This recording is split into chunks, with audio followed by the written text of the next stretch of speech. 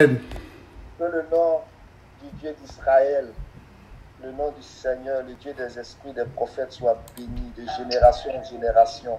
Amen. Au nom de Jésus, nous sommes reconnaissants au Seigneur pour ce temps que nous avons, ce temps privilégié, ce temps précieux. Que le Seigneur vraiment continue de nous remplir de sa personne. Au nom de Jésus. Amen. Amen.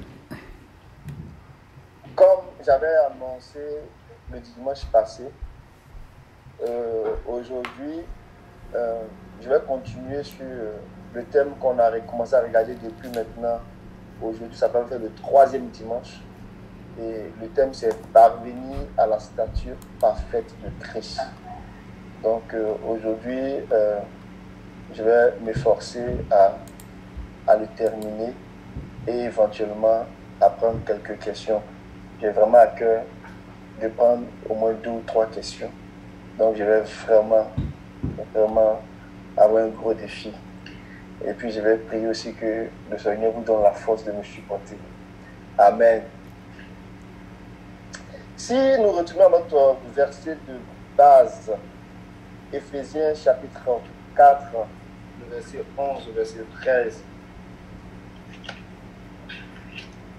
C'est dans ce verset-là que nous avons, on va dire, tiré le sujet de notre partage, à savoir la statue parfaite de Christ, qui est traduit aussi dans certaines versions comme étant la plénitude de Christ. Amen. La plénitude de Christ. Donc, le verset 11 au verset 13. Amen. Tu peux faire la lecture pour nous, s'il te plaît. Et il a donné les uns comme apôtres, les autres comme prophètes, les autres comme évangélistes, les autres comme pasteurs et docteurs pour le perfectionnement des saints en vue de l'œuvre du ministère et de l'édification du corps de Christ, jusqu'à ce que nous soyons tous parvenus à l'unité de la foi et de la connaissance du Fils de Dieu, à l'état d'homme fait à la mesure de la stature parfaite de Christ. Amen. Amen. Donc, je vais demander aussi au frère Amen de faire sortir le schéma, là, de le garder à côté. Oui, c'est déjà... Oui. Merci, que le Seigneur te bénisse. Amen. Et on va s'efforcer de rendre ça intelligible par rapport à ceux qui nous écoutent et qui n'ont pas le schéma sous les yeux. Donc, quand on regarde ce verset que nous avons lu, ça vient établir une croissance, une évolution. Et cette croissance-là, cette évolution que Paul présente, il le présente en fonction de 4 paliers. Donc, il y a comme 4 étages, si on peut dire ça de même, selon la présentation de Paul. Donc, le premier étage, il dit que pour que nous parvenions à l'unité de la foi. Et on a eu à parler de ça. Ce qu'il faut comprendre de l'unité de la foi, ce n'est pas qu'on ait une seule même foi, mais qu'on puisse vraiment avoir une très bonne compréhension du projet de Dieu. Mais ça veut dire quoi? On a dit que la foi vient de ce qu'on entend. Et ce qu'on entend vient de la parole de Christ. Ce qu'on veut dire simplement, c'est que la façon dont on va croire, il faut que ce soit en harmonie avec la pensée de Dieu pour produire les effets que Dieu recherche. Si on lit par exemple 1 Corinthiens chapitre 15 verset 1,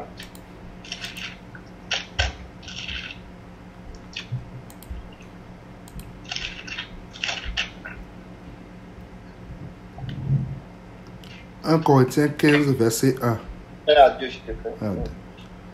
Je vous rappelle, frères, l'évangile que je vous ai annoncé, que vous avez reçu, dans lequel vous avez persévéré et par lequel vous êtes sauvés, si vous le retenez tel que je vous ai annoncé, autrement vous auriez cru en vain. » Amen. Vous voyez, c'est très fort ce que Paul dit. Si j'ai lu le verset 2, quelqu'un a une autre version, le verset 2.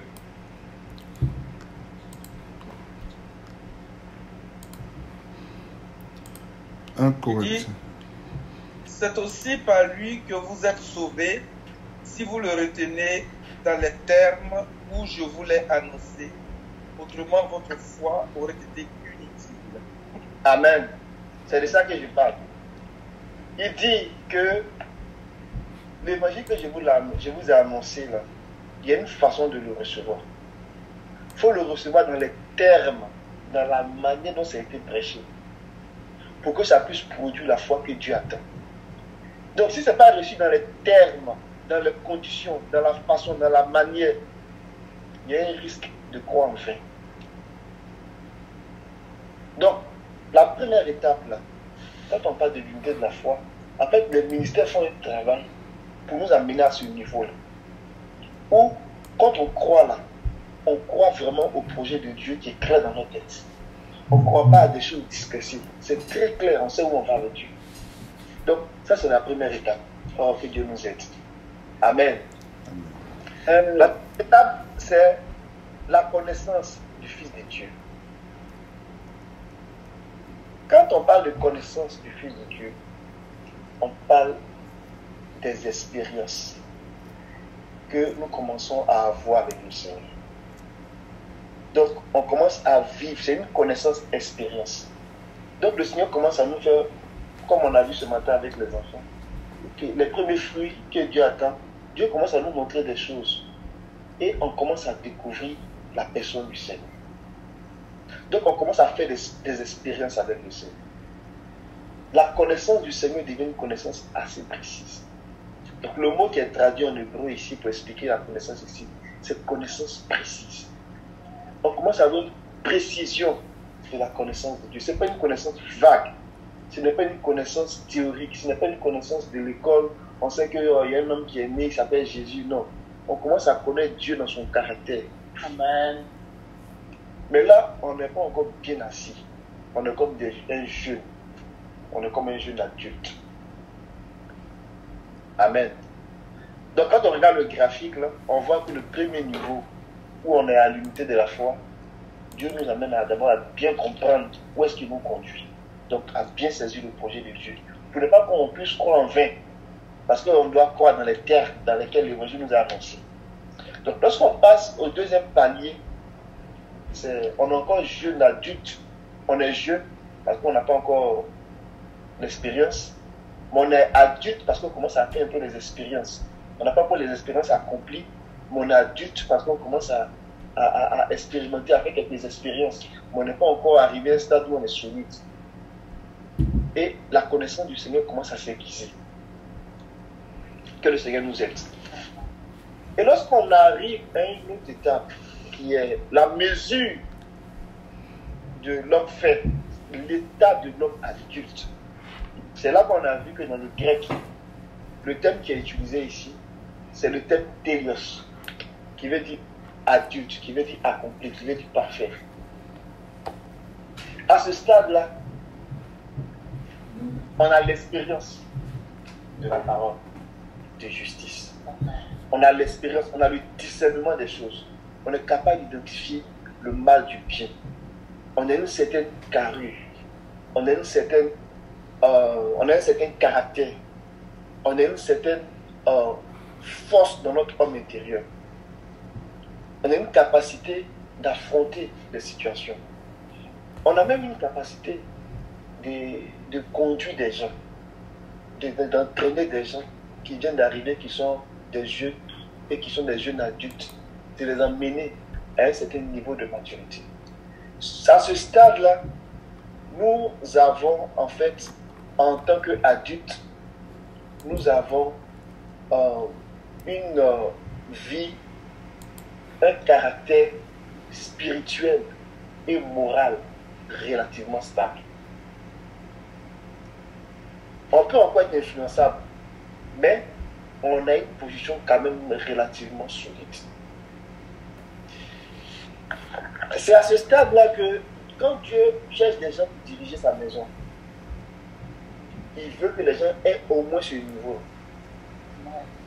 C'est pour cela que quand les apôtres et les prophètes de Christ parcouraient les villes pour aller faire des disciples et établir des anciens pour s'assurer que le message sera gardé, le message sera protégé contre les loups, pour que l'œuvre du Seigneur puisse être, on va dire, pérennisée.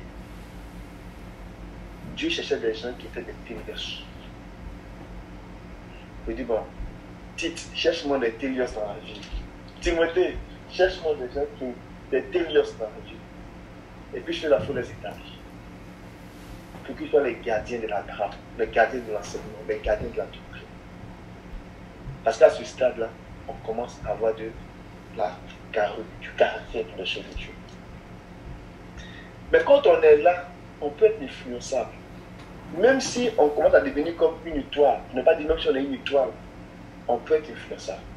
Par exemple, quand on regarde Apocalypse chapitre 12, la Bible dit que il y avait des étoiles dans le ciel. C'était des étoiles. On va lire Apocalypse chapitre 12. Je ne vais pas trop m'étaler là-dessus, mais je veux pousser un peu la réflexion pour qu'on soit capable de faire les nuances. Amen.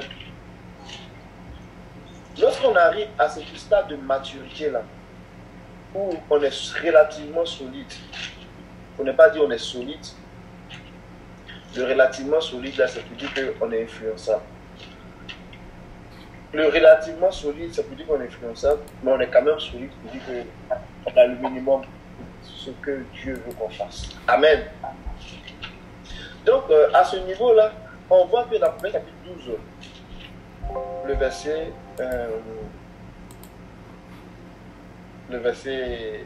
3 au verset 4. On nous montre d'abord ici une femme, on a plusieurs fois expliqué ça. Donc on ne va pas rentrer dans certains détails.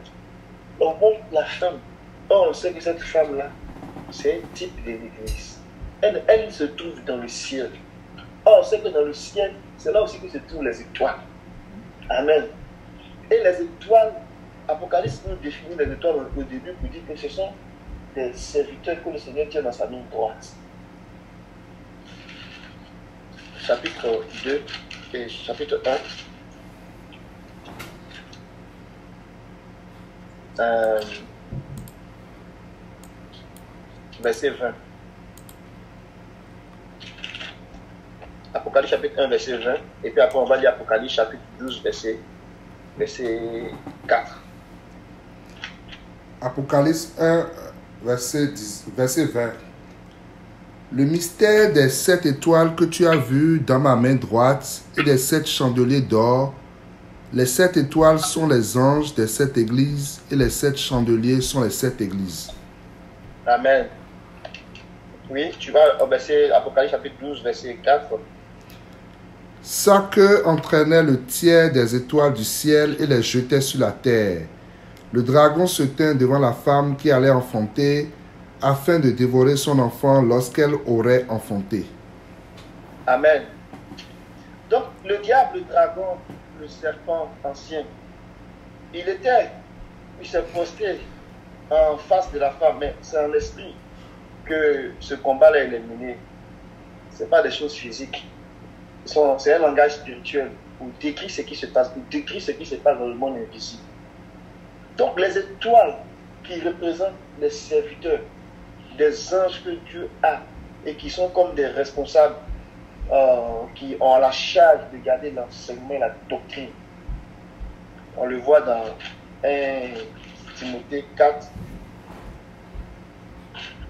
C'est de cela qu'on parle.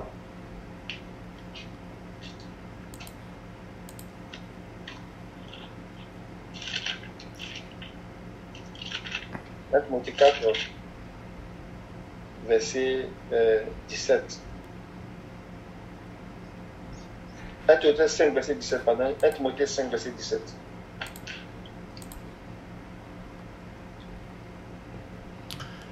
Que les anciens qui dirigent bien soient jugés dignes d'un double honneur, surtout ceux qui travaillent à la prédication et à l'enseignement. Amen. Que les anciens qui dirigent, donc que les étoiles qui dirigent bien, qui font ça bien, ils soient jugés dignes d'un double honneur. Surtout ceux qui se donnent de la peine dans la parole et dans l'enseignement, dans la parole et dans la doctrine. Donc, ils ont la responsabilité de garder la doctrine pour que ceux qui vont rentrer et puis vont commencer à croire là, ils croient dans les termes qu'il faut.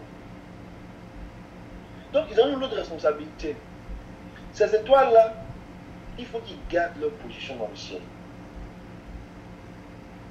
Mais Apocalypse 12 nous enseigne qu'il y a des étoiles qui ont perdu leur position. Par quoi? Par un esprit de séduction.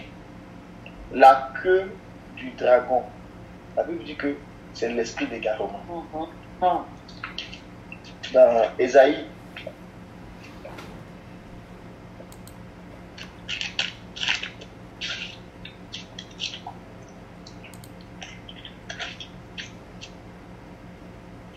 Ésaïe 13, je ne sais plus. 9 ou 13 là. Ésaïe 9. Ésaïe 9, 14. Ésaïe 9, 14. Merci mon frère.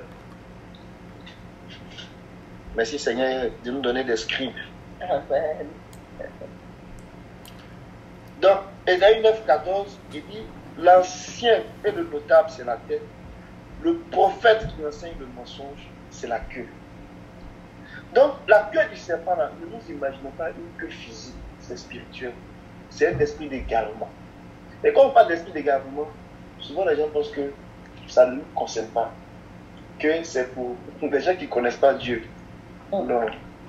Justement, c'est parce que les gens connaissent Dieu que l'esprit d'égarement vient pour les séduire. On va revenir là-dessus tantôt.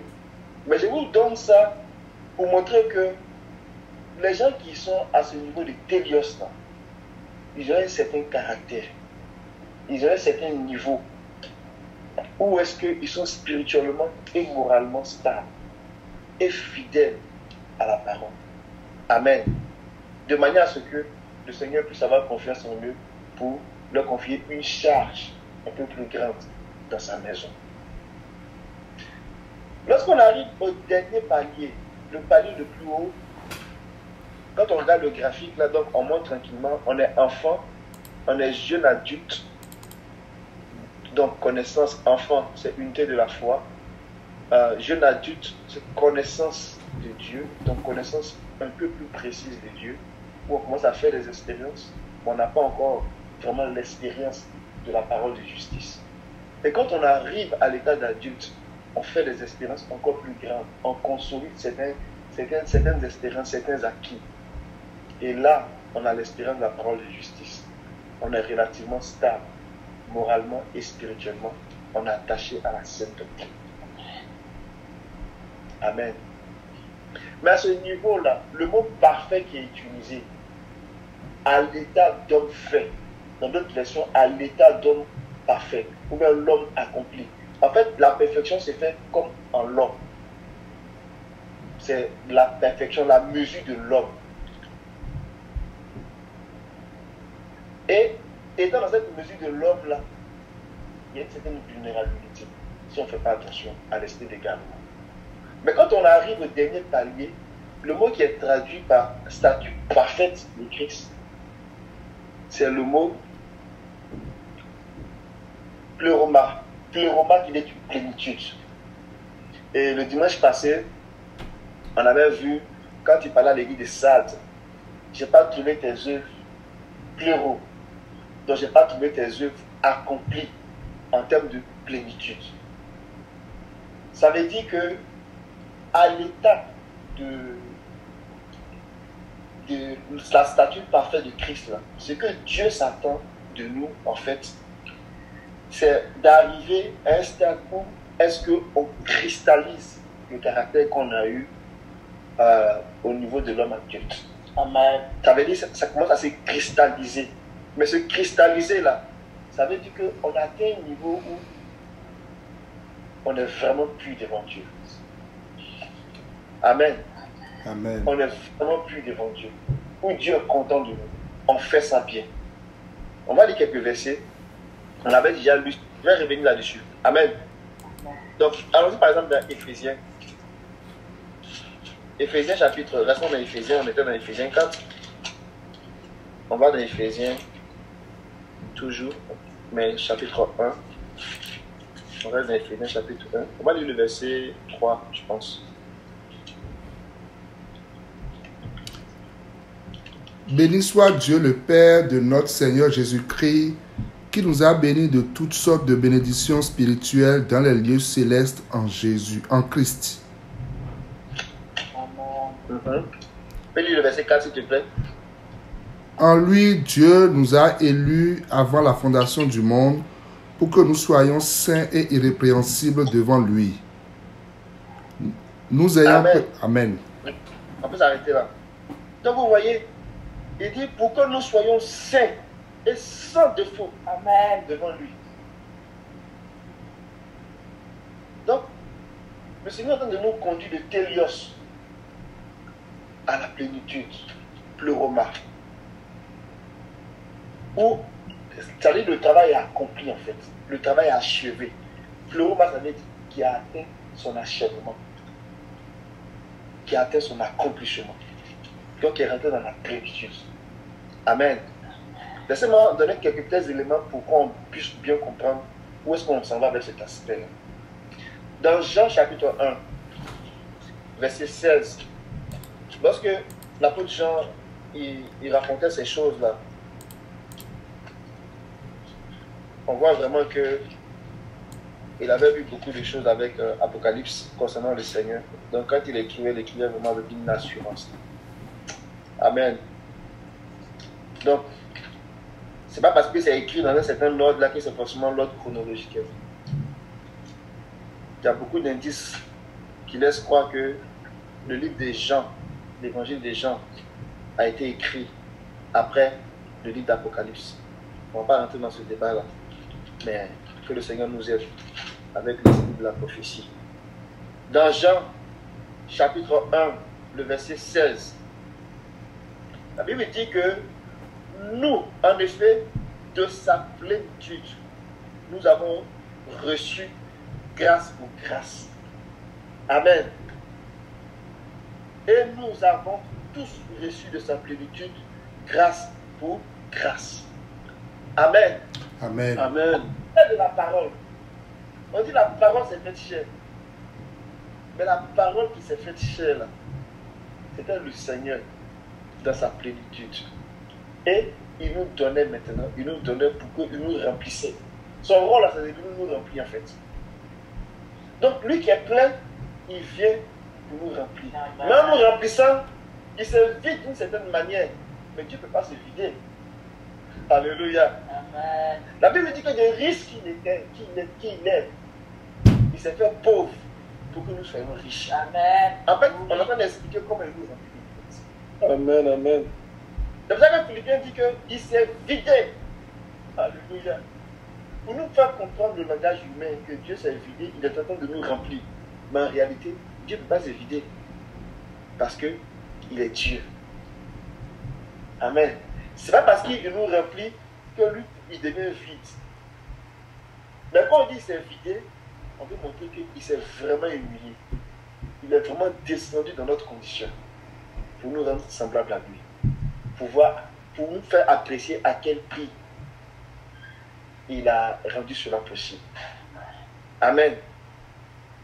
Regardons dans Éphésiens, toujours, chapitre 1, le verset 22 au verset 23. Il a mis tout sous ses pieds, il a donné comme tête au-dessus de tout à l'Église. Dans certaines versions, on dit, il a mis tout sous ses pieds. Ici, c'est Dieu qui a mis tout sous ses pieds, a mis tout sous les pieds du Seigneur Jésus. Donc le Dieu en tant que Père et Dieu en tant que Fils, le Dieu Père qui s'est révélé dans la chair. Amen.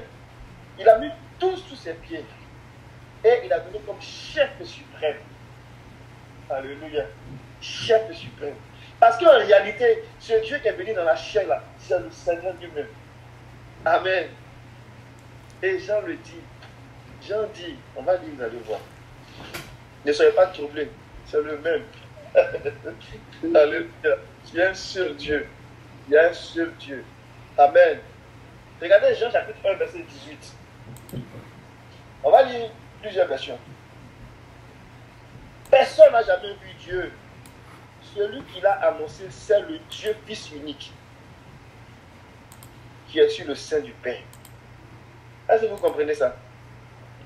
C'est le Dieu Fils unique.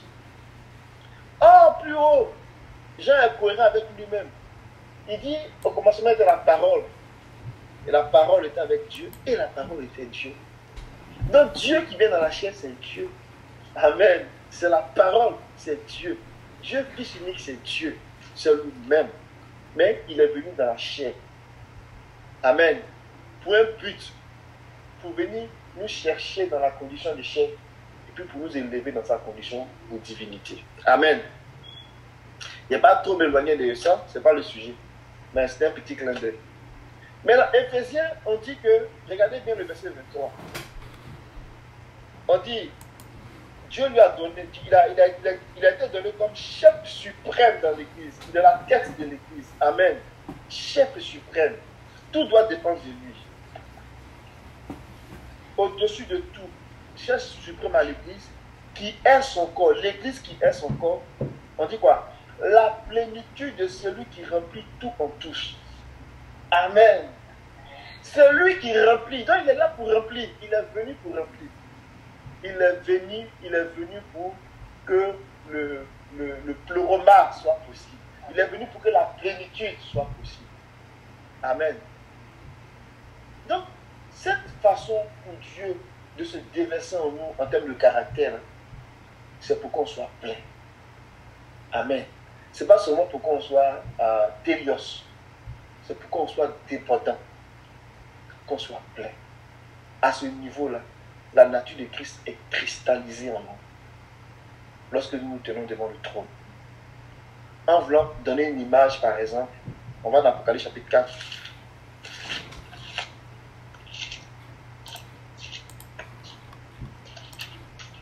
La Bible compare l'homme qui ne connaît pas Dieu, le méchant, à une mer agitée dans Ésaïe. Donc, mais quand on lit ici dans Apocalypse chapitre 4,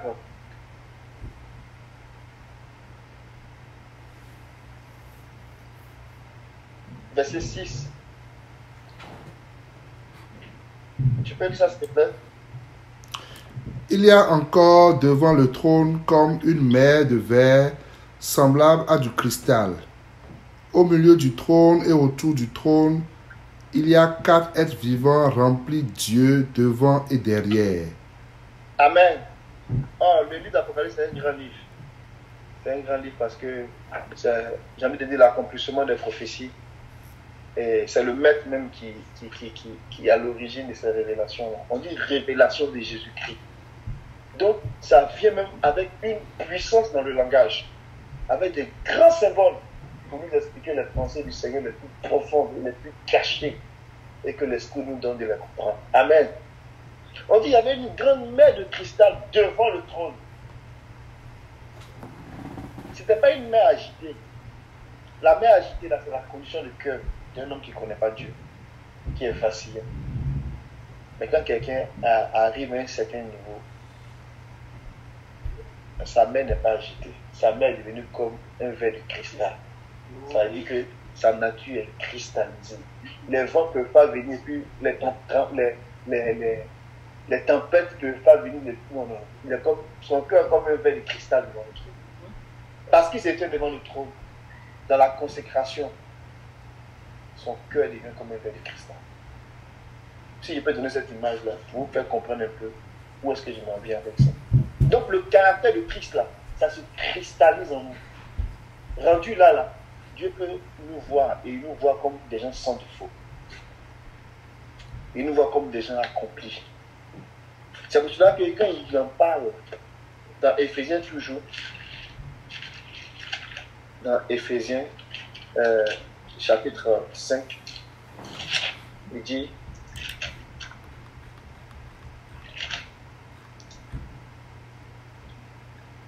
à partir du verset 26 au verset 27. Afin de la sanctifier par la parole, après l'avoir purifiée par le baptême d'eau, afin de faire paraître devant lui cette Église glorieuse, sans tache, ni ride, ni rien de semblable, mais sainte et irrépréhensible. Amen. Donc, il revient encore. Et puis, Paul insiste. Il dit, si vous allez vous remarquer, c'est toujours pour faire paraître devant elle, devant lui. Pour faire paraître l'Église devant lui. Pour faire paraître l'Église devant lui, sans tache, sans défaut, irrépréhensible, irréprochable. Amen. C'est ce caractère de Christ-là que Dieu veut voir en nous. Amen. Si on va dans 2 Pierre, que nous avons encore lu la semaine passée, 2 Pierre 3, verset 14, on avait le témoignage de Paul, on va voir le témoignage de Pierre. Il dit, tu peux lire s'il te plaît? C'est pourquoi, bien-aimés, en entendant ces choses, appliquez-vous à être trouvés par lui sans tache et irrépréhensible dans la paix. Amen. Donc vous voyez, donc on parlait de la seconde venue du Seigneur, l'église, l'épouse qui va à la rencontre du Seigneur, les vierges qui se préparent. C'est dans ce but-là, de se présenter devant le roi, sans tache, sans défaut. À ce stade-là, vraiment, le caractère de Christ est cristallisé en nous, est solide en nous. Amen. Et si les Écritures en parlent, c'est que c'est possible avec l'assistance de l'Esprit. Amen. Quelqu'un dira, mais qui peut être sauvé? Ce qui est impossible aux hommes est possible à Dieu. C'est le Seigneur lui-même qui forge ce caractère-là. Amen. Regardons par exemple dans Philippiens. Que le nom du Seigneur soit béni. De la même façon qu'on retrouve dans la plupart des épîtres les 3 choses qui demeurent, on retrouve aussi cette insistance-là d'avoir vraiment ce caractère de sans défaut. À chaque fois, ça revient. Amen. Que le Seigneur lui-même là nous forge le caractère qui convient à sa manière. Dans Philippiens, chapitre 1, le verset 9 au verset 11. Philippiens 1 à partir du verset 9. Et ce que je demande dans mes prières, c'est que votre amour augmente de plus en plus en connaissance et en pleine intelligence pour le discernement des choses les meilleures, afin que vous soyez purs et irréprochables pour le jour de Christ, remplis du fruit de justice qui est par Jésus-Christ, à la gloire et à la louange de Dieu. Amen. Donc si on fait un zoom sur le verset 10 là, dans ma version ici, il dit qu'ainsi vous sachiez discerner ce qui est important, afin que vous soyez sincères et irréprochables pour le jour de Christ. Amen. Donc, on va voir que le Seigneur revient dans les lettres qui sont adressées aux églises. Il revient à chaque fois sur cet aspect-là de je veux que vous soyez sans défaut. Sans défaut. Amen. On va lire un dernier verset dans ce sens-là. Apocalypse 14. Nous avons dit que Sion, c'est aussi un autre nom de l'église. Et si on lit Apocalypse 14, du verset 1 au verset 5, on va encore voir ce caractère-là que les Écritures mettent en évidence. Apocalypse 14, partie du verset 1. Je regardai et voici, l'agneau se tenait sur la montagne de Sion et avec lui 144 000 personnes qui avaient son nom et le nom de son Père écrit sur leur front. Et j'entendis du ciel une voix comme un bruit de grosses eaux, comme le bruit d'un grand tonnerre, et la voix que j'entendis était comme celle de joueurs de harpe jouant de leur harpe. Et ils chantent un cantique nouveau devant le trône et devant les 4 êtres vivants et les vieillards. et personne ne pouvait apprendre le cantique, si ce n'est les 144 000 qui avaient été rachetés de la terre. Ce sont ceux qui ne se sont pas souillés avec des femmes, car ils sont vierges. Ils suivent l'agneau partout où il va. Ils ont été rachetés d'entre les hommes comme des prémices pour Dieu et pour l'agneau. Et dans leur bouche, il ne s'est point trouvé de mensonge, car ils sont irrépréhensibles. Amen. Dans ma version ici, au verset 5, on dit, dans leur bouche, il ne s'est trouvé de mensonge. Ils sont sans défaut. Amen. Donc, Dieu est en train de chercher un peuple qui va exprimer et qui va manifester ce caractère-là. Et Apocalypse 14 nous parle ici d'un groupe, il parle du groupe des vainqueurs. Ils se sont retrouvés sur la montagne de Sion avec l'agneau. Ils ont porté quoi? Le nom du Père et le nom de l'agneau, le nom du Fils. Amen. On dit qu'il y avait son nom, le nom de l'agneau, et le nom de son Père écrit sur le front. Amen. Cette promesse-là, c'est une promesse en partie qui a été faite à l'église de Philadelphie. Amen. Donc, on voit que le Seigneur vraiment il recherche le caractère des sans défauts. On dit qu'ils ont été rachetés de la terre comme des prémices. Et c'est ce que Jacques dit. Il dit en quelque sorte que nous devenons en quelque sorte des prémices de sa création.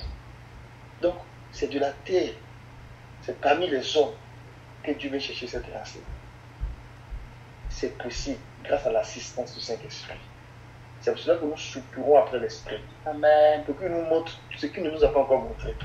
Ce qui est caché qu'on ne sait pas. Qui se révèle à nous et qui nous aide à cristalliser Christ en nous. Amen. Amen. Que la parole de Dieu, que la parole du Seigneur nous remplisse. Amen. Et qu'on soit imprégné de cette parole-là. Donc, c'est vers ça que nous sommes en train d'aller. C'est vers ça que les ministères nous conduisent. C'est vers ça que les Écritures, les enseignements, les instructions du Seigneur nous conduisent. Donc, quand on court vers ça, on court vers le perfectionnement en termes d'achèvement. Et c'est pour ça que quand le Seigneur, quand l'apôtre Paul en parle des fois, il dit cette œuvre que Dieu a commencée, il va la conduire à son accomplissement. Amen. Amen. Donc, il y a un accomplissement à cette œuvre-là. Il y a une finalité, il y a un point d'arrivée à cette œuvre. En entendant la venue du Seigneur. Alléluia. En entendant l'apparition du Seigneur. En entendant la glorification qui est réservée à ceux qui vont rentrer, qui vont avoir la marque. Amen. Donc, ce niveau-là, c'est présenté par l'apôtre Paul comme étant la marque pour aller chercher le corps glorifié. Amen. Amen. Que le Seigneur nous aide. Donc, parvenir à la statue parfaite de Christ, là, c'est parvenir à cet état-là où le caractère de Christ est cristallisé en nous. On est cette église sans tache, ni ride, ni rien de semblant. Sans défaut. Amen. Amen. Amen. Amen. Oh, que le Seigneur nous aide et qu'on soit sans défaut. Amen. Et qu'il nous délivre de la présence du péché. Amen. Donc, je vais essayer de faire un petit zoom sur le caractère de Christ. Qu'est-ce qu'on met là-dedans? Et comme j'ai promis de ne pas trop durer pour laisser la place aux questions, je vais donner ça sous forme de points. Parce qu'après ça, je vais donner aussi un autre pour terminer. Ça sera 3 clés, 3 façons de s'y prendre pour maintenir et puis faire grandir ce caractère en nous, cette mesure en nous. Amen. Quand on parle de caractère de Christ, c'est le caractère moral, c'est la nature de Dieu qui s'exprime dans les attributs de Dieu qui s'expriment et que Dieu veut nous donner. Amen. La première chose que je peux dire sur le caractère de Christ, les 3 choses qui demeurent, ça contribue à forger le caractère de Christ. Donc, on a parlé de l'amour. On a parlé, si on veut se montrer dans l'ordre de 1 Corinthiens 13, parle de la foi, de l'espérance et de l'amour. C'est trois choses qui demeurent là. Si on retourne dans le livre d'Apocalypse, on l'a déjà vu plusieurs fois ici. Apocalypse chapitre 2, chapitre 3, quand le Seigneur est en train de faire des reproches, il cherchait ces choses-là. Parce que ces choses-là contribuent à forger le caractère du chrétien. Donc, on ne va pas faire la démonstration de cela, mais on va juste dire que ça nous permet d'apprécier, quand on parle du caractère de Christ, qu'est-ce qu'on est en train de chercher. Donc, si on va dans Apocalypse chapitre 2,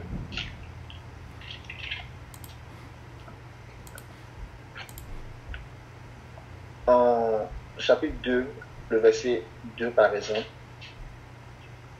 je connais tes œuvres, ton travail, ta persévérance. Je sais que tu ne peux pas supporter les méchants et tu les as mis à l'épreuve. Et ceux qui se disent apôtres et qui ne le sont pas, tu les as trouvés menteurs. Donc ici, c'est un homme de choses. Donc ton travail, ta persévérance. Au verset 3, il dit, tu as de la persévérance. Tu as souffert à cause de mon nom et tu n'étais pas lassé. Amen. Mais ce que j'ai contre toi, tu as abandonné ton premier amour. Donc, ici, c'est évident qu'il est question de persévérance. C'est évident qu'il est question de amour. Peut-être que la foi, ça l'est moins. Mais quand on lit le verset 3 nous dit, tu as de la persévérance, tu as souffert à cause de mon nom et tu n'étais pas lassé. La foi est là-dedans.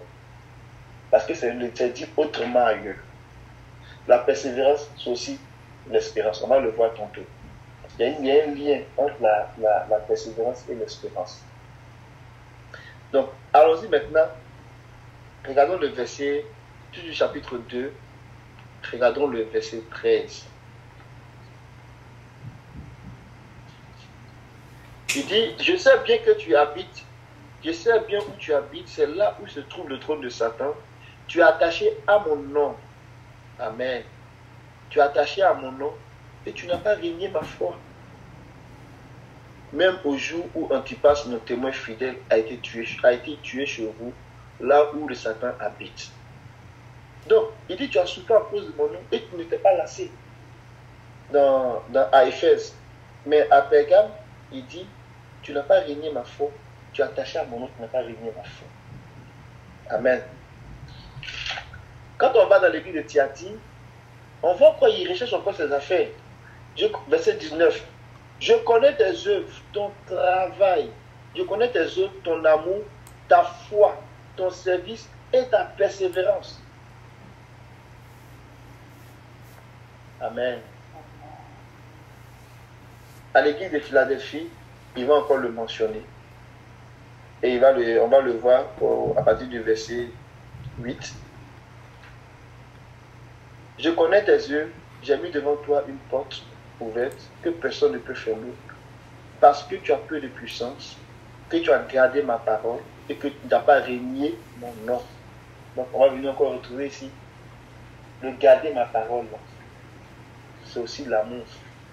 Il dit que c'est lui qui m'aime, c'est lui qui garde ma parole. Tu n'as pas régné mon nom.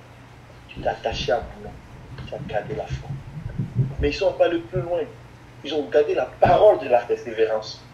Au verset 10. Parce que tu as gardé la parole de la persévérance. Amen. Donc on voit que c'est trois choses qui demeurent là. Si le Seigneur les trouve en nous, si le Seigneur les cherche en nous, c'est parce que ça contribue à faire asseoir le caractère qu'il cherche. Donc, gardons-le à l'esprit. Amen. Et avec l'église de Laodicée aussi, il emmène d'une certaine façon. Il dit que tu te crois riche, oh tu es pauvre. Tu te crois habillé, oh tu es nu. Tu penses que tu vois, oh tu as vu. Mais on a vu aussi que l'homme purifié là, Pierre nous dit que c'est la foi qui a atteint à son niveau de maturité. Amen. Dans 1 Pierre chapitre 1 verset 7, on ne va pas lire. Et il nous parle ici de les yeux pour que tu puisses voir. Paul, il parle à l'église d'Éphèse. Il dit que c'est ça, que le Seigneur ouvre tes yeux pour que tu puisses comprendre l'espérance qui s'attache à son appel. Amen. Et il va nous parler ici des habits. Il va nous parler de la justice. Mais de certaine façon, on va le voir tantôt, que ça découle du caractère d'amour que nous manifestons. Parce que nous aimons le Seigneur. Nous ne nous livrons pas au péché. Nous nous sanctifions, nous nous préservons. Amen. Donc, on voit que le caractère de Christ, là, la première chose qui nous permet d'apprécier, ce sont les trois choses qui demeurent. En regardant les trois choses qui demeurent de près, on se fait une bonne idée de ce que Dieu veut en termes de caractère de Christ. La deuxième chose qui va nous aider à forger ce caractère de Christ-là, c'est de se garder de l'esprit de l'erreur. Se garder de l'esprit de l'erreur. Quand on regarde les 7 églises d'Asie, ce sont, j'ai envie de dire, à travers les 7 églises-là, c'est un peu comme le vœu que le Seigneur, le vœu que le Seigneur avait là, ça s'exprimait à travers les 7 églises. Ce qu'il n'aimait pas, il disait qu'il n'aimait pas. Ce qu'il aimait, il disait qu'il aimait. Donc, à partir de l'étude des 7 églises d'Asie, on peut vraiment voir à quoi le Seigneur s'attend. Premièrement, les trois choses qui demeurent là, ça doit faire partie des choses auxquelles le Seigneur s'attend. Deuxièmement, de se méfier de l'esprit de l'erreur, de l'esprit de l'égarement. On l'a vu dans les églises qui ont ouvert la porte à cet esprit-là. L'église de Pergame, qui a ouvert la porte de doctrine, et l'église de Thyatire qui a ouvert la porte de doctrine à l'esprit d'égarement, à l'esprit d'erreur. L'église d'Éphèse, quand l'esprit d'égarement voulait venir, la Bible dit qu'ils se sont opposés à ceux qui se disaient des apôtres du Seigneur, mais qui étaient des faux. Ils n'ont pas pu rentrer dans l'église d'Éphèse. Parce que quand ils viennent, en fait, l'esprit d'égarement vient, ça vient tordre la parole, le message. Or, on a dit que c'est là-dessus que notre foi se construit. Donc, si on le tord en partant, on va se perdre la boussole. Mais c'est le but de l'esprit d'égarement. Donc, en nous préservant, en nous préparant, en nous forgeant on va dire, un bouclier contre cet esprit-là, on travaille à consolider la nature de Christ en nous. Amen. On va lire quelques versets. Regardons par exemple dans 1 Jean, chapitre 4. Et si vous voulez, tous ces messages qui parlent de Babylone, qui nous amènent à nous méfier de Babylone, c'est ça qu'on s'en va chercher. On va chercher une protection contre ces esprits-là pour garder la vue du Seigneur, pour garder le caractère du Seigneur. Et si ceux qui ne sont pas protégés, là, ils deviennent, j'ai envie de dire, une cible facile. Et ils peuvent perdre leur position.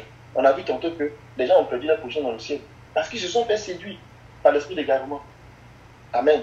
Dans 1 Jean chapitre 4, il dit, vous mes enfants, chapitre 4, verset 4, je vais commencer à partir du verset 2. Tu peux commencer à partir du verset, commence à partir du verset 1, s'il te plaît, tu fais Amen, jusqu'au verset 3.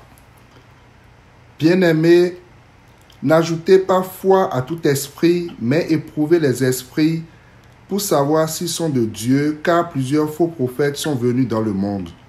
Tu peux lire jusqu'au verset 6. Reconnaissez à ceci l'Esprit de Dieu. Tout esprit qui confesse Jésus-Christ venu en chair est de Dieu. Et tout esprit qui ne confesse pas Jésus n'est pas de Dieu, car celui de l'Antéchrist dont vous avez appris la venue et qui maintenant est déjà dans le monde. Vous, petits enfants, vous êtes de Dieu et vous les avez vaincus parce que celui qui est en vous est plus grand que celui qui est dans le monde. Amen. Eux, ils sont du monde. C'est pourquoi ils parlent d'après le monde et le monde les écoute. Nous sommes de Dieu. Celui qui connaît Dieu nous écoute. celui qui n'est pas de Dieu ne nous écoute pas. C'est par là que nous connaissons l'esprit de la vérité et l'esprit de l'erreur. Amen. L'esprit de la vérité et de l'égarement. Il y a vraiment un esprit d'égarement. Et l'esprit d'égarement est entretenu par les doctrines du démon. Donc quand des gens se lèvent pour protéger la doctrine du Seigneur contre le loup, ce n'est pas pour chercher la chicane. C'est parce qu'on veut consolider le caractère de Christ. On veut mettre le caractère de Christ à l'abri. Amen. Du poison. Pourquoi plus? Lisons par exemple 2 Pierre chapitre 3 verset 17.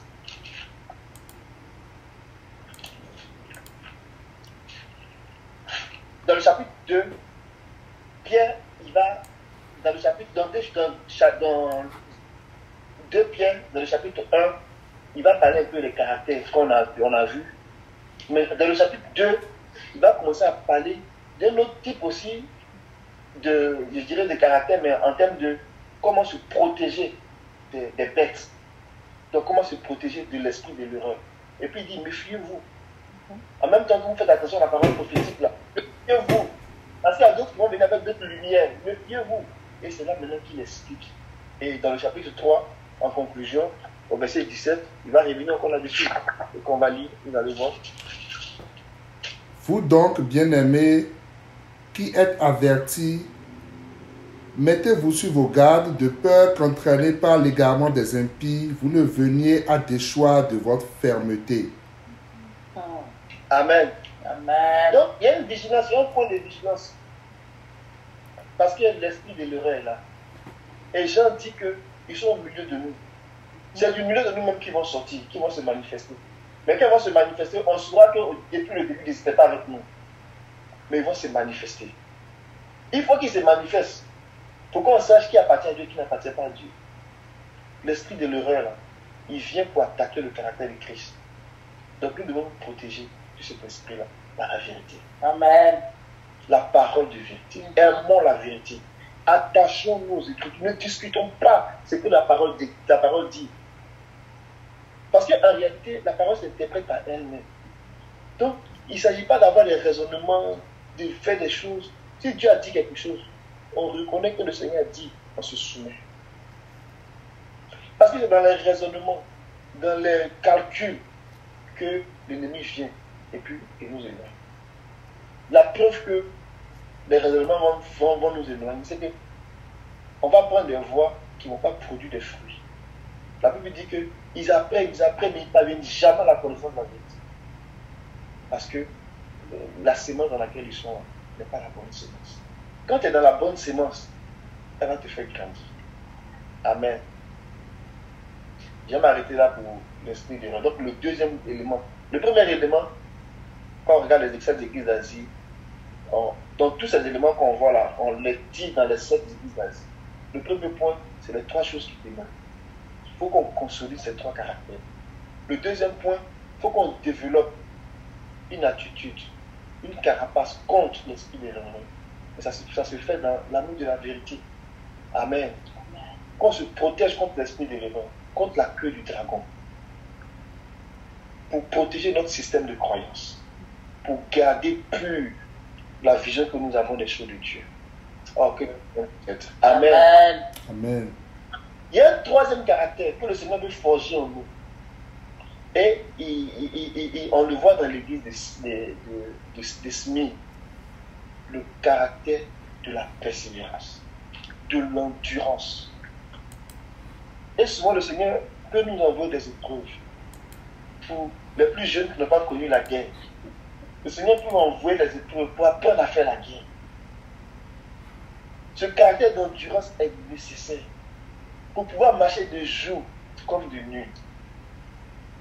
Amen. Amen. Donc, nous allons venir éprouver notre foi en partant. Mais la Bible dit que ces situations, l'affliction qui va venir là, ça va venir faire que la patience va naître. La persévérance va naître. Et la persévérance, la patience, ça va produire l'expérience. Amen. On sera des hommes d'expérience. On va dire ce chemin, on connaît ça. On est passé par là. Amen. Donc l'affliction va venir pour éprouver notre foi, pour nous secouer, pour nous remuer un peu. Des torrents vont se jeter sur nous, des vagues vont venir, parce qu'on s'est assis sur la parole. Notre maison ne va pas s'écrouler. Amen. Donc le Seigneur va permettre ces choses-là pour forger le caractère d'endurance, de patience, de persévérance. Quand ça va se forger là, on va commencer à avoir l'expérience, la connaissance. On sait que ça là, ça commence ici, ça finit ici. Telle affaire, c'est comme ça. On va commencer à gagner en expérience. La victoire dans les épreuves. Alléluia. Amen. Et cette expérience-là, elle va nous amener maintenant à la pleine espérance. De sorte que l'espérance, ça sera comme une encre dans notre âme. Et puis on va dire non, nous on veut rentrer dans le lieu très simple. On veut passer au travers du voile. Alléluia. On veut rien savoir. On veut marcher dans les traces du précurseur. On veut participer à la glorification. Amen. Que le Seigneur vraiment forge ce caractère en nous. Et il a encouragé l'église de Smyrne. Le diable va venir te tenter pendant 10 jours. Mais il faut résister. Comme à Babylone. Ils ont été mis à l'épreuve pendant 10 jours. Les jeunes gens. Mais au terme des 10 jours, ils étaient plus en bon point. Parce qu'ils étaient de la race royale. Alléluia. Et ils avaient mis leur confiance dans le Seigneur. Alléluia. L'ennemi viendra pour nous secouer. Il viendra avec les épreuves. Pendant 10 jours pour qu'on tienne bon. Mais ce qui nous permet de tenir bon là, c'est le fait qu'on s'est exercé. On a travaillé. On s'est préparé. On a développé l'homme intérieur pour faire face aux situations difficiles. Pour faire face aux situations difficiles. Pour nous amener à la patience, à la persévérance. Et la persévérance là produit l'expérience. Donc la victoire dans les épreuves. Et cette victoire dans les épreuves, elle va nous conduire à l'espérance. Or, l'espérance en Dieu ne compte pas. Ça veut dire que quand tu es rendu à l'espérance qui est comme une encre là, ton désir le plus fort là, c'est de sortir de ce corps. Et puis d'expérimenter vraiment l'expérience de la gloire de ce corps qui va changer, qui va revêtir l'incorruptibilité et l'immortalité. Alléluia. Que le Seigneur vraiment nous aide.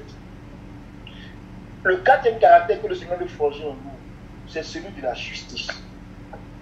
Amen. On le voit dans l'église de Sardes. Et on le voit dans l'église aussi de Laodicée. Je saute parce qu'on a déjà vu ces choses-là plusieurs fois. Vous faites des liens. Maintenant que vous êtes à un certain niveau là, vous pouvez faire des liens. Et je me réjouis. Alléluia. Et même devant même là, me dit, ah non, ici tu devais dire ça. Et puis tu as dit Philadelphie. Alléluia. Ça veut dire vous suivez. Et je bénis le nom du Seigneur. De la même façon que nous rentrons dans le chapitre 2, dans le chapitre 3, et qu'on en ressort, que le Seigneur nous fasse grâce. De rentrer dans le chapitre 4, jusqu'au chapitre 22, et d'en ressortir. Alléluia. Ça dit David, il allait un gars, il sortait, puis il revenait. Que le Seigneur nous fasse grâce. De rentrer et de sortir. Alléluia. Amen. Donc, à l'église de Sardes, le Seigneur a dit, je n'ai pas trouvé tes œuvres accomplies. Je n'ai pas trouvé tes œuvres parfaites. Mais il parlait ici de la conduite, de la pureté, des habits. C'est pour ça qu'il a dit, j'ai trouvé cependant quelques-uns qui ont gardé leur robe. Or, on sait, et on nous a appris, le Seigneur nous a appris ici, que la robe, là, c'est la justice. Le vêtement, c'est la justice. Alléluia. Le sacerdoce dans lequel nous sommes là, c'est le sacerdoce selon l'ordre de Melchisédek. Nous sommes des sacrificateurs. Et tout sacrificateur qui est appelé doit s'habiller en habit de ferme. Amen. Psaume.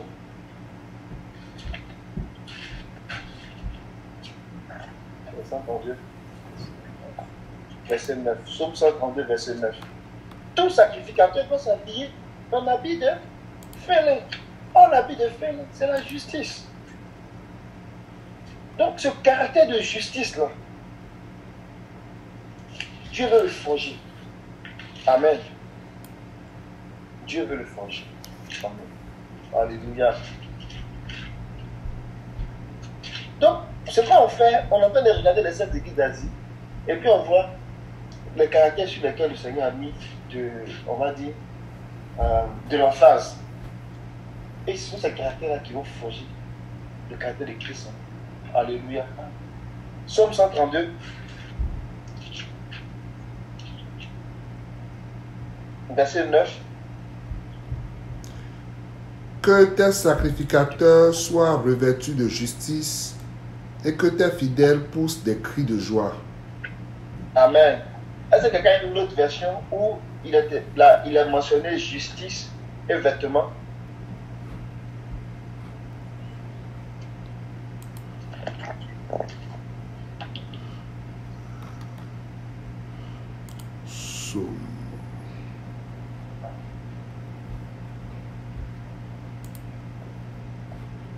Semeur ou autre chose? Ouais, Psaume 132, version semeur.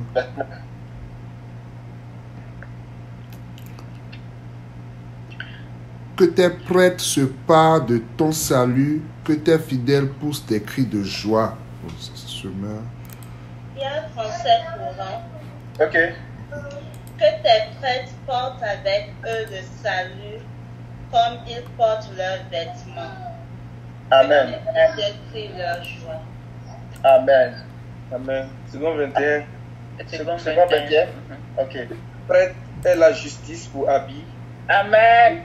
Elle pousse des cris de joie. Alléluia. Amen. Donc, il nous a rachetés pour que nous soyons des sacrificateurs rois. Mais nous sommes habillés en habit de fin lin.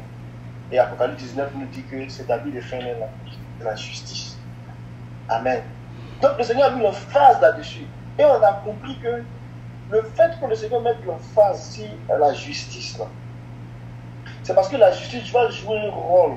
C'est une pièce importante dans le dispositif pour entrer, pour expérimenter la résurrection. Amen. La justice va jouer un rôle très important dans ce processus-là. Si cette pièce-là manque, c'est pas bon.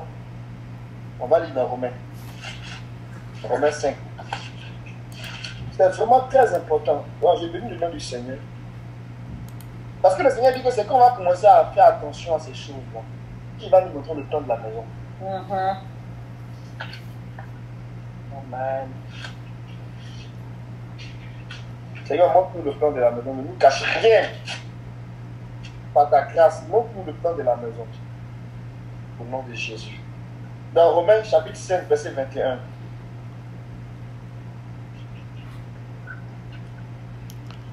Afin que, comme le péché a régné par la mort, ainsi la grâce régna par la justice pour la vie éternelle par Jésus-Christ notre Seigneur. Amen. Donc le péché a régné par la mort. La mort a régné plutôt par le péché. Donc la mort a régné par le péché. Mais le contraire de la mort, c'est la vie. La vie aussi doit régner. Mais la vie va régner par la justice. Amen. Amen. Or, quand on parle de la résurrection, c'est l'expression, la première résurrection, c'est l'expression la plus élevée de la vie. Donc, on s'en va pour régner, pour faire régner, pour que la vie règne. Mais cette vie-là, pendant qu'elle se met en place pour pouvoir régner pleinement, là, elle a besoin de la justice. C'est pour cela que Romains, toujours, verset 8, chapitre 8, verset 10.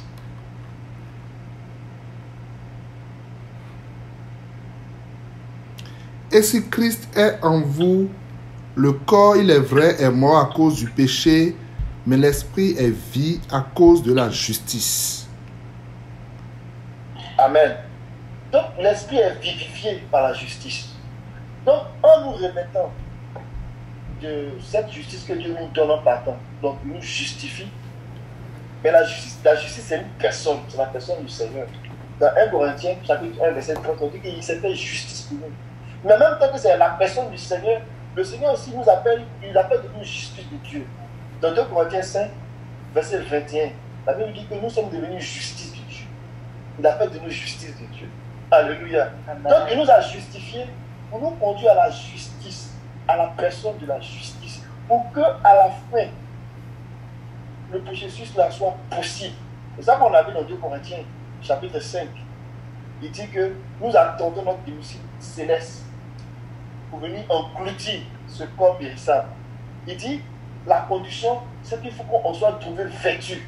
C'est de la justice qu'on est en train de parler. Amen. Amen. Je vais aller au 5e point du caractère, qui est de regarder cette justice-là comme quelque chose qu'on doit poursuivre continuellement jusqu'à ce qu'on atteigne la couronne de justice. Amen. Donc, travailler continuellement pour qu'on puisse atteindre la finalité, le point d'honneur de la justice, la couronne de justice. Amen. Donc, quand on sera animé de ces sentiments-là, Christ va grandir. Christ va bouger en nous. Christ qui est en nous, qui est notre vie là, ne peut pas rester inactif. Ce n'est pas possible. Il va commencer à bouger en nous. Amen. Et Pierre en parle. Il dit que ces choses-là sont en vous et s'expriment, foisonnent, se multiplient, s'expriment. Vous ne pouvez pas rester stérile. Vous ne pouvez pas rester oisif.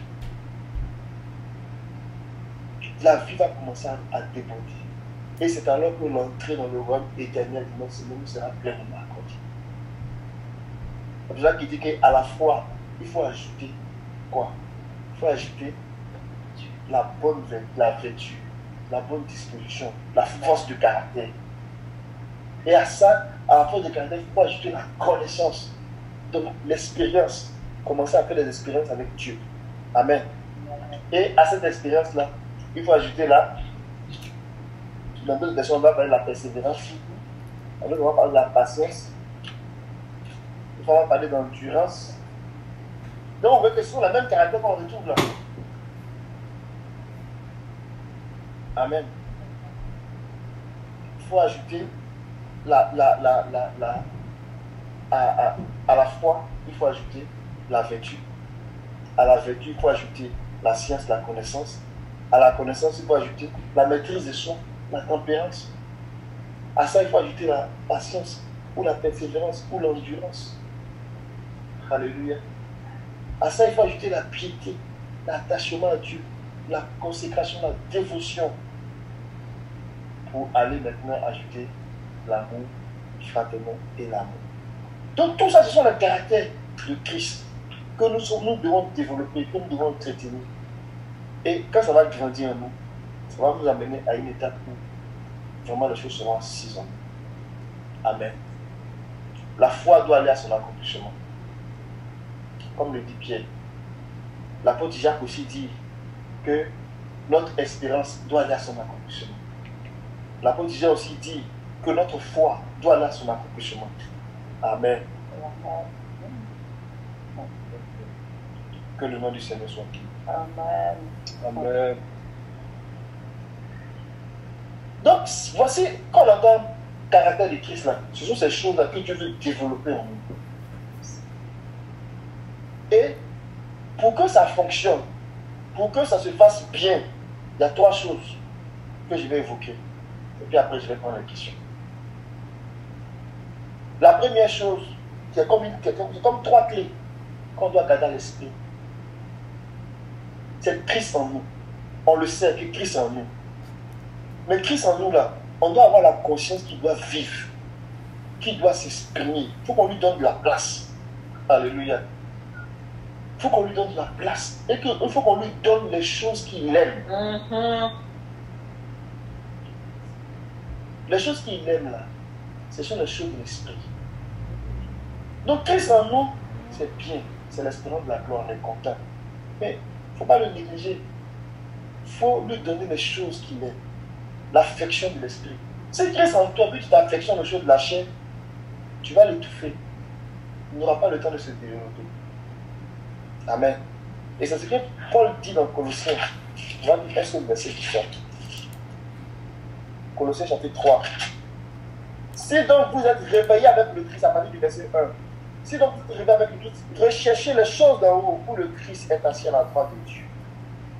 Pensez à ce qui est d'en haut. Affectionnez-vous aux choses d'en haut. Affectionnez-vous aux choses du ciel. Et non à ce qui est sur la terre. car vous êtes morts et votre vie est cachée avec le Christ en Dieu. Amen. Quand le Christ, votre vie, se manifestera, alors vous aussi, vous manifesterez avec lui dans la gloire. Christ en nous, c'est l'espérance de la gloire.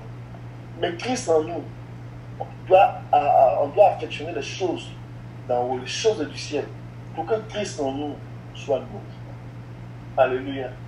Ça, c'est vraiment une clé. Affectionnons-nous aux choses d'en haut, parce que nous sommes nés de l'esprit. Et donc, c'est par l'esprit que nous devons vivre. Amen. La deuxième chose qui va nous aider aussi à développer ce Christ, quand on est en train de s'affectionner là, c'est le désir ardent de la parole prophétique. Vraiment, l'amour de la parole prophétique. C'est ça qui va venir augmenter notre lumière, notre connaissance de Dieu. Mais la lumière elle-même là, ce n'est pas la lumière du... Dans le langage spirituel, la lumière, ce n'est pas l'énergie qu'on peut définir au sens de la physique. La lumière là, c'est la vie. Amen. On va lire 2 versets. Dans Jean.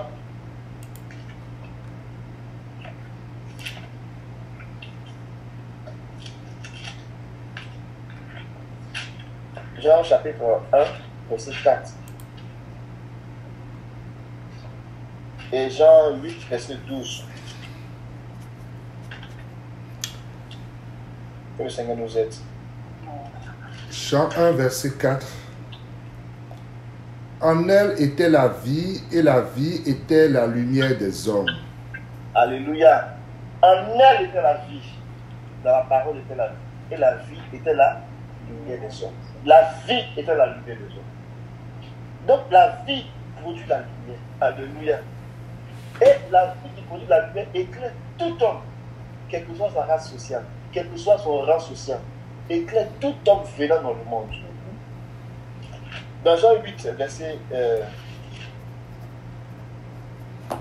12, je crois,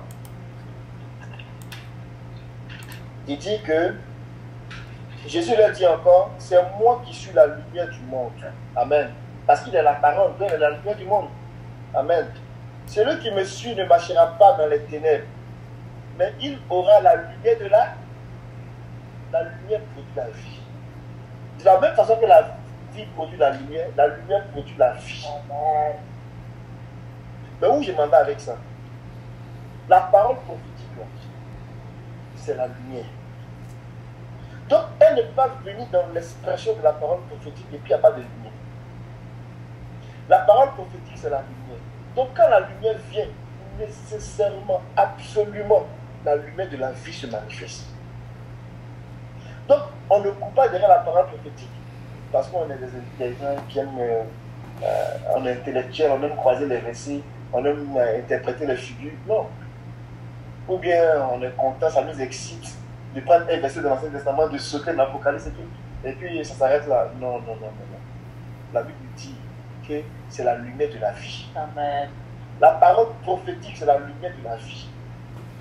Donc, et puis elle nous dit que fais attention à la parole prophétique. C'est comme une lampe qui brille dans un lieu obscur jusqu'à ce que le jour paraisse. Alléluia. Et que l'étoile du matin s'élève dans notre cœur. La lampe, là, d'un certain point de vue, que ce soit la lampe, que ce soit le jour, que ce soit l'étoile du matin, et tout se dégage la lumière. Mais ce n'est pas la même intensité. Donc, ce n'est pas le même niveau de vie. Ce n'est pas la même expression de vie. Amen. La vie qui est dégagée de la lampe, là, c'est une vie pareille, mais elle est petite. La vie qui est dégagée de la lumière du jour, c'est une autre vie. Elle est plus grande que la vie qui est dégagée de la lumière de la lampe. Mais la vie qui est dégagée de la lumière de l'étoile du matin, elle est plus grande. Amen. Amen. Amen. Dans une certaine mesure, quand le Seigneur dit, vous verrez Jean-Baptiste, c'est une lampe, on va dire ça dans Jean. Jean 5, verset 35. Jean-Baptiste était comme, on va dire, le symbole la lumière la plus élevée de l'Ancien Testament, c'était Jean-Baptiste. Donc l'expression de vie la plus élevée, il enlève les miracles parce qu'il n'a même pas fait de miracles. Ce n'est pas les miracles qui font la vie. Sinon, on aurait placé les Moïse devant Jean-Baptiste. Alléluia. Oh, c'est merveilleux. Jean-Baptiste a dit que celui que j'ai dévancé, il est venu et il m'a dévancé. Alléluia. En parlant du Seigneur. Donc le Seigneur était comme le petit frère dans la chair. Mais le Seigneur l'a dévancé parce que le Seigneur en réalité était avant lui. Alléluia. Mais Jean-Baptiste avait une grande lumière. J'ai envie de dire même, il représentait toute la lumière de l'Ancien Testament. Parce que la lumière que Jean-Baptiste avait, elle était très grande. Elle précédait, elle venait juste pour introduire le Fils de Dieu. Donc il avait la lumière la plus grande. Parce qu'après la lumière de Jean-Baptiste, c'était la lumière de la lampe là, de Jean-Baptiste. C'était la lumière du jour qui allait apparaître. Amen. Regardez, on va lire Jean chapitre 5, verset 35. Il dit que celui-là était la lampe qui brille. On va lire à partir du verset peut-être verset 31. Si c'est moi qui me rend témoignage à moi-même, mon témoignage n'est pas vrai. C'est un autre qui me rend témoignage. Et je sais que son témoignage qu'il me rend est vrai. C'est que vous avez envoyé des messagers à Jean, ils ont rendu témoignage à la vérité. Quant à moi, ce n'est pas un homme. Ce n'est pas d'un homme que je reçois le témoignage. Mais je dis cela pour que vous soyez sauvés. Verset 35. Celui-là était, donc en parlant de Jean-Baptiste, était la lampe qui brille et qui brille. Alléluia. Et vous avez bien voulu vous réjouir un moment à sa lumière. Donc la lampe, elle dégage la lumière. Amen. Mais qu'est-ce que lui va dire de lui? Jean, chapitre 12.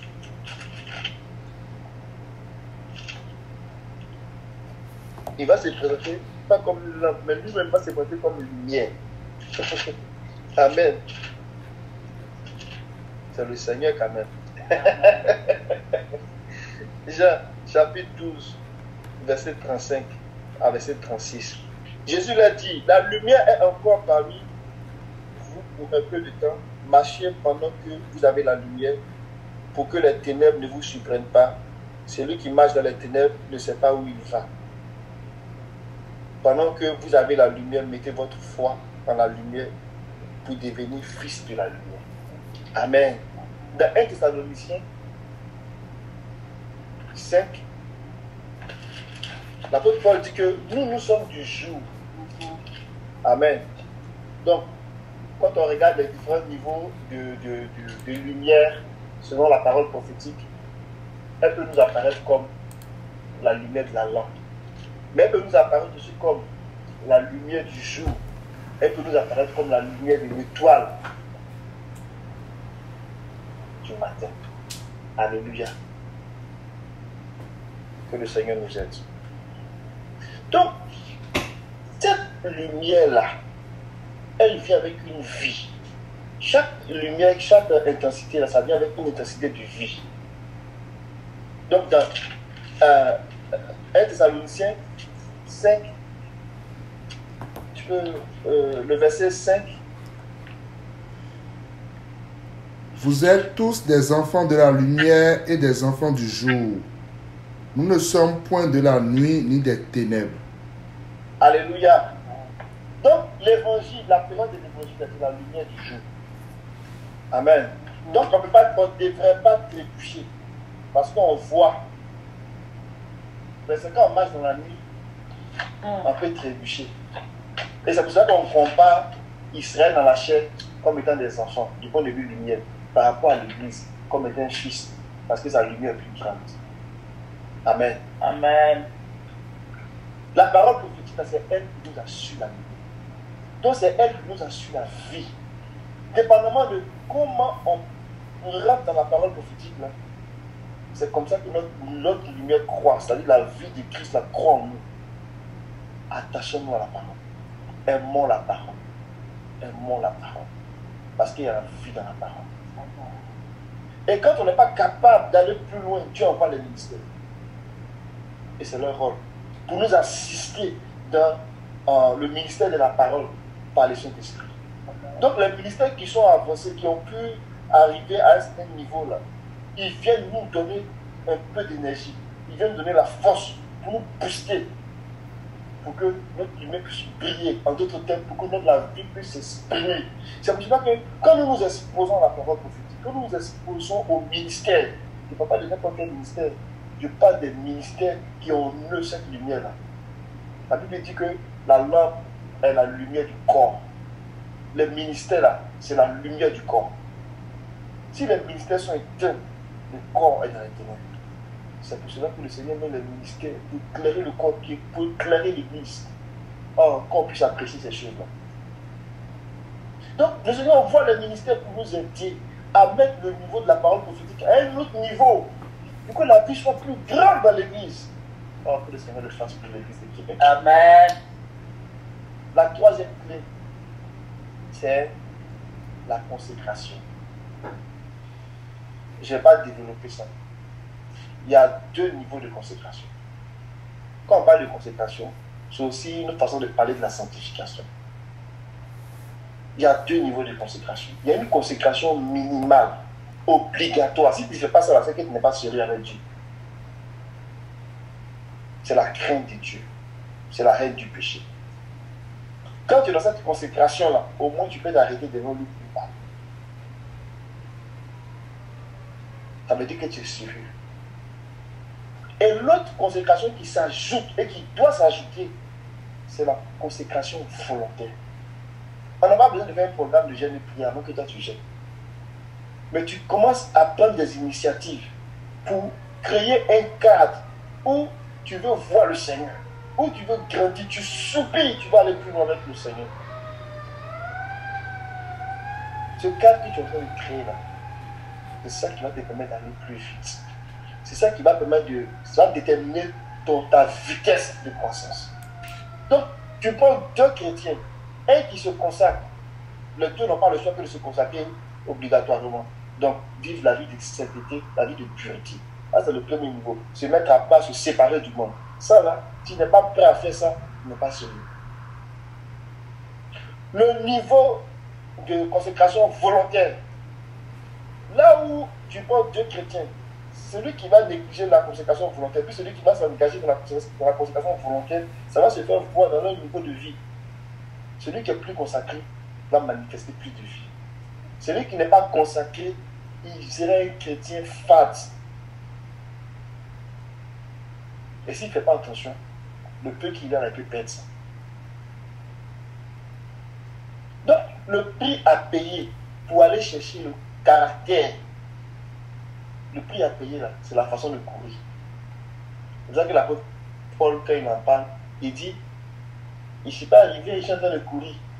Donc la façon de courir là, c'est ça notre consécration. On va lire deux versets, puis je vais m'arrêter là. J'ai voulu vraiment être vraiment bref là. Mais vous me comprenez que c'est sorti comme ça. Amen. Et que le Seigneur nous aide. Dans la 1 Corinthiens 9,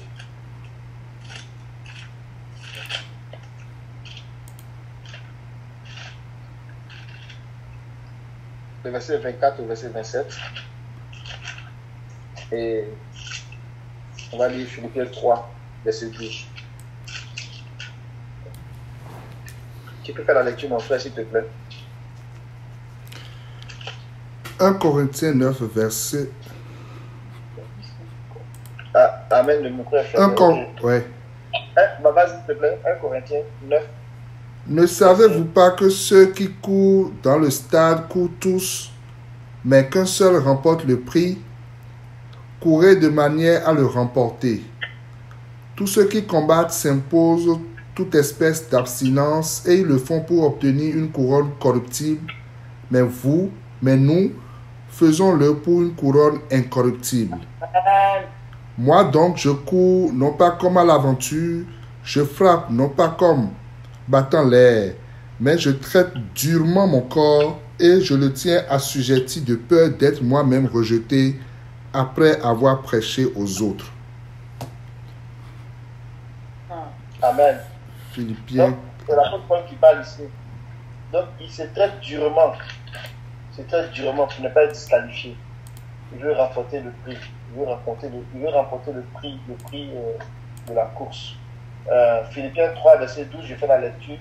Ce n'est pas que j'ai déjà obtenu tout cela, ni que je sois déjà parvenu à l'accomplissement, mais je poursuis tâchant de le saisir, pour autant que moi-même, j'ai été saisi par Christ. Et dans les versets plus haut, il dit que il voit toutes choses comme de la boue. Pour venir voir toutes choses comme de la boue, là, c'est pas évident. Ça fait partie d'une attitude de consécration. Que le Seigneur bénisse sa parole. Que le Seigneur nous donne de nous asseoir, de nous rendre solides en lui. Que le Seigneur nous donne de passer de la foi à la connaissance du Fils de Dieu. Alléluia. De la connaissance du Fils de Dieu qui nous donne de passer à l'homme fait. Des télios, des hommes qui ont l'expérience de la parole de justice, des gens qui sont stables moralement et spirituellement, à qui le Seigneur peut confier une charge dans sa maison. Il y a beaucoup de travail dans la maison de Dieu. Et si tu restes toujours bébé, comment peut te confier une charge? C'est pas possible. Il faut aspirer à grandir. Amen. Parce que si le Seigneur te donne une charge et que tu es jeune, le diable va se moquer de toi parce qu'il va te donner une pierre, tu vas tomber, puis on dit voilà. Ils n'ont pas dit que leur Dieu est vrai, et puis à cause de toi, le nom du Seigneur sera calomnié. Or, que le Seigneur nous rend stable, qu'il nous rend fort. Et que de télios, que nous courons vers l'euroma, la plénitude, l'accomplissement, l'achèvement, pour que nous soyons sans défaut. Pour que nous puissions nous présenter devant le Seigneur sans défaut, sans tâche. C'est à ça que le Seigneur nous appelle. Que nous soyons habillés pour que nous puissions revêtir notre domicile céleste. Amen. Alléluia. Amen. Que le donne ces trois clés-là, Christ en nous. Que le Seigneur nous donne de donner, de nourrir Christ par les affections des choses célestes. Que le Seigneur nous donne de soupirer après la parole prophétique. Parce qu'il y a la vie dans la parole prophétique. Que le Seigneur nous donne de nous consacrer. Au-delà de la consécration, on va dire obligatoire, nécessaire, minimale, qui nous donne la consécration volontaire. Amen. Qu'on puisse se donner, se consumer comme un holocauste entier. Alléluia. Seigneur, je vais bénir ton nom pour ta parole. En elle se trouve la vie. Je veux glorifier ton nom, Seigneur. Seigneur, tu poses des fondements dans ta maison, des fondements solides qu'aucune doctrine, aucun homme ne peut déplacer. Tu affermis nos âmes, tu affermis nos cœurs dans la parole de vérité. Oh Seigneur, alors que nous allons, alors que nous grandissons, tu stabilises et tu cristallises. Seigneur, tu cristallises, Seigneur, l'œuvre de la foi. Tu cristallises le travail de l'amour. Tu cristallises la fermeté de l'espérance. Puis Seigneur, tu nous donnes le caractère de l'agneau, le caractère de notre force, Seigneur. Tu nous donnes le caractère infatigable, Seigneur. Nous persévérons devant les épreuves. Nous allons de l'avant. Tu crées en nous la passion, tu crées en nous, Seigneur, la persévérance, afin que nous ayons l'expérience à l'espérance, Seigneur, une espérance solide qui est accroupie en toi, Seigneur. Je bénis ton nom, Père. Donne-nous de regarder, Seigneur, à cette robe de justice que tu nous as donnée, d'en prendre soin, qu'il n'y ait aucune tâche, qu'elle soit pure. Et que nous ne faisons pas, Seigneur, comme le Seigneur nous a fait de sable, où, Seigneur, elle a sali ses habits. Encore moins l'église de Laodicée, qui a même enlevé ses vêtements, qui commençait à marcher nu. Nous voulons garder. On va droit à l'arbre de la vie, et d'entrer dans la vie. Oh, que ton nom soit béni. Seigneur, donne-nous d'avoir les yeux fixés sur la couronne de justice. Amen. Qui est le fondement de cette œuvre-là, afin que nous puissions parler comme notre frère Paul. J'ai gardé la foi, j'ai gardé la foi, la couronne de justice m'a réservée. Que ces choses soient claires dans notre esprit. Que ces choses soient claires dans notre esprit. Je renverse tout raisonnement. Je renverse tout pensée. Au Dieu à Christ, qui est contraire à la manière de Jésus. Tout esprit de Christ qui s'oppose à les portes des reins. Nous détruisons les portes des reins. Nous marchons sur la tête du serpent. Nous écrasons les pèses des scorpions au nom de Jésus. Seigneur, merci pour la parole de vérité. Qu'elle nous imprègne. Qu'elle nous imprègne. Qu'elle nous imprègne dans le puissant nom de Jésus. Amen. Amen.